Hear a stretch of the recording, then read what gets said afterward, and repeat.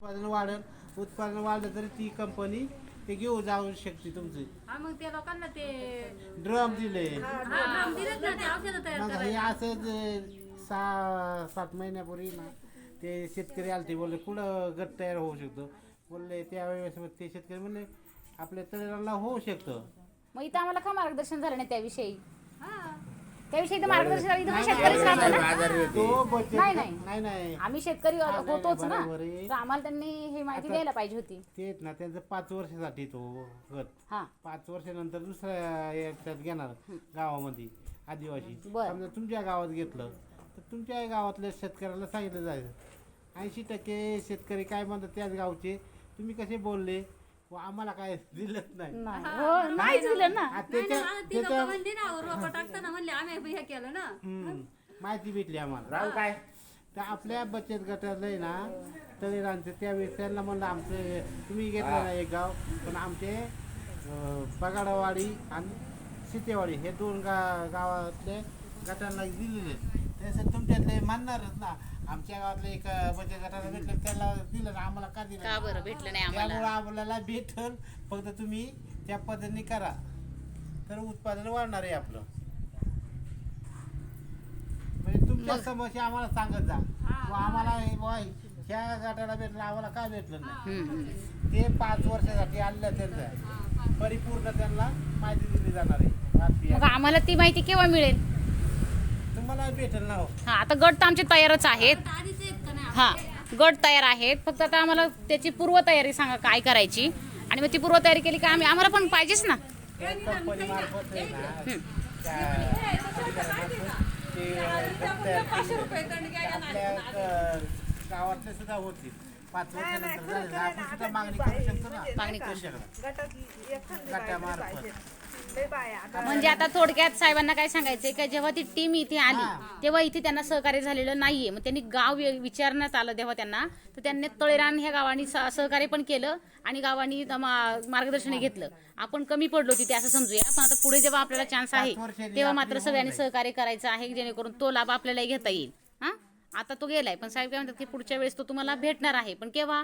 आपण पण असं उपस्थित राहिलं पाहिजे त्यांच्या समोर.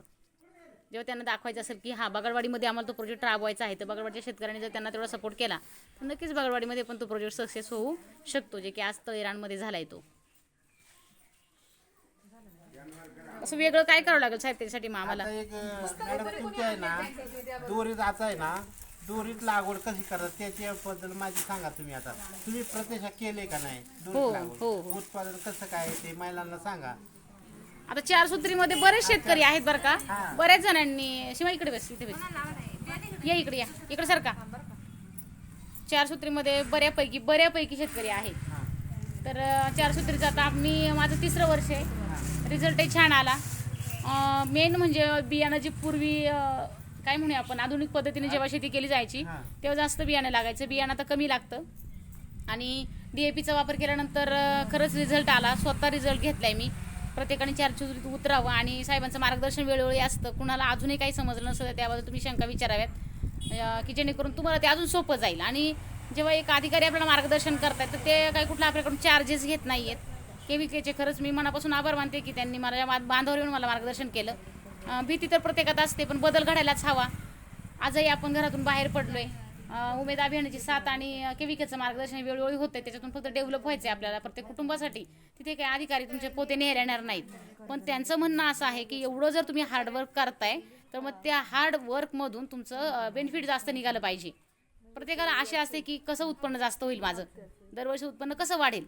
तर ते वाढ होण्यासाठी 4 सूत्री ही पद्धत मी तर स्वतः अवलंबली. मी स्वतः रिझल्ट घेतलाय, मला चांगला रिझल्ट आलेला आहे. त्याच्यामुळे मग सर्वांनी म्हणजे आहे बाबा विनंतीच आहे की प्रत्येक शेतकऱ्यांनी 4 सूत्रीत उतरावं आणि अगदी थोड्यातून उतरा. म्हणजे अगदी नुकसान अशी नाहीच आहे आपण म्हणूया, पण एक तुमच्या मनात जर शंका असेल तर कमीत कमी तुम्ही थोडं, मग अगदी 20 गुंठे लावा, 40 गुंठे लावा, पण कमीत कमी लावा तुम्ही ते 4 सूत्रीचं. हो मग तुमचा रिझल्ट काय आहे, काय वाटलं तुम्हाला सांगा बरं. तुमचं दोरीत लागवड उत्पादन किती वाढलं? पूर्वी किती पोती होत होती ना आता किती दोरी झाले, किती पोती होतात? एक अंदाज तुमचा. हा 4 पोत्यांची ती वाढ झालेली आहे की नाही? म्हणजे कष्ट तेच केले, फक्त पद्धत थोडीशी बदलली.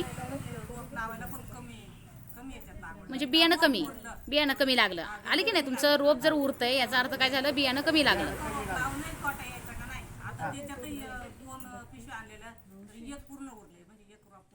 मग आता तुम्ही किती रुपयाचं बियाणं खरेदी केलं होतं? आता 2 गोणीचं पकडूया आपण, 9 दुने 1800 पकडूया, 900 रुपयाला ना, तर 1800 पकडूया. जर आता तुमची 1 गोणीचं शिल्लक राहिलं असेल तर अर्थातच तुमचं 900 रुपये वाचवलेत केविकेने. 900 रुपये वाचवले. हे मार्गदर्शन कुणी दिलं आपल्याला? तर हे अधिकाऱ्याने जर मार्गदर्शन केलं नसतं तर आपण जुन्याच पद्धतीने लागवड केली असती आणि तेच बियाणं आपण लॉसमध्ये गेलो असतो. मग त्यांनी आपले ते 1800 जे होत जात होते, आता त्यांनी ते 900 रुपये मिनिमम आपले वाचवलेले आहेत की नाही. मग यावर्षी पण जरा व्यवस्थित बेताने अंदाज घेऊनच ती रोपं टाकायची किंवा कसं. आता 3 वर्ष माझाही तोच अनुभव आहे आणि आता तुमचं म्हणजे खरंच अभिनंदनच करायला पाहिजे की तुम्ही 400 आहात आणि केवकीचे रूल फॉलो करतायत. पहिली गोष्ट म्हणजे बघा, मग जागर माझ किती पैसे वाचले. आता 1 गोण कितीची आणली तरी पण अंदाजे 900 रुपयाला गोणी आहे, असं नाही का. तर मग ती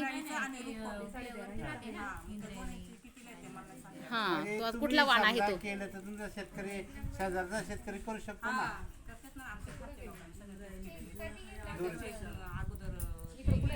आणि गोळी